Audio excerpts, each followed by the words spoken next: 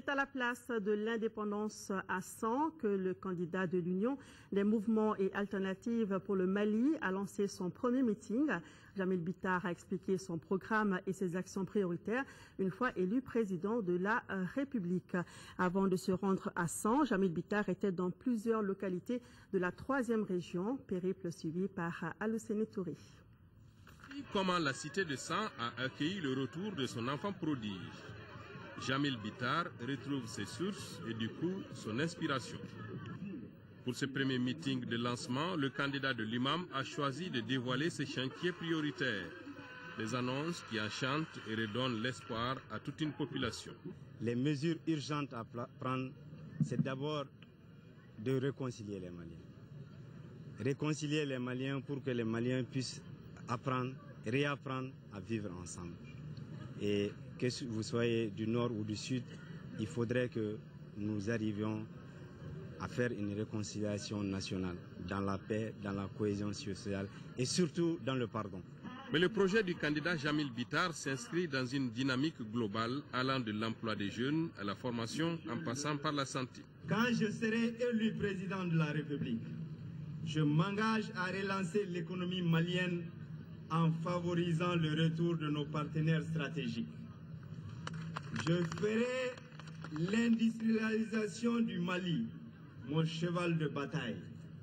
Quand je serai élu président, le chômage particulièrement des jeunes et des femmes au niveau urbain que rural ne sera qu'un triste souvenir. Car je créerai au cours de mon premier quinquennat 750 000 emplois. Les femmes, les commerçants, les paysans ne sont pas oubliés dans cet ambitieux programme qui devrait faire décoller le pays vers une émergence certaine. Je vais garantir l'autosuffisance alimentaire. Les Maliens mangeront à leur faim, ce en mécanisant l'agriculture et en rendant plus accessible à nos frères paysans les intrants et autres semences à moindre coût. Les secteurs de la pêche, de l'élevage, de l'artisanat et du tourisme seront mieux organisés et bénéficieront des subventions de l'État.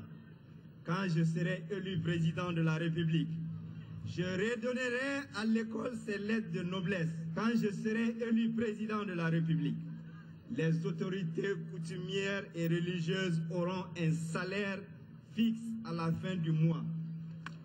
Tous les lieux saints d'adoration de Dieu seront entretenus par l'État, idem pour les maîtres coraniques.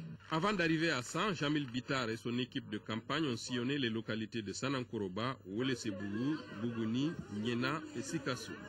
Partout, la chaleur de l'accueil a été la même et le message du candidat a toujours épousé les préoccupations des populations. Et ce ne sont pas ceux de Sikasso et de Bougouni qui le démentiront et qui ont bravé la chaleur, le jeûne et plus tard l'obscurité pour voir et écouter leur candidat.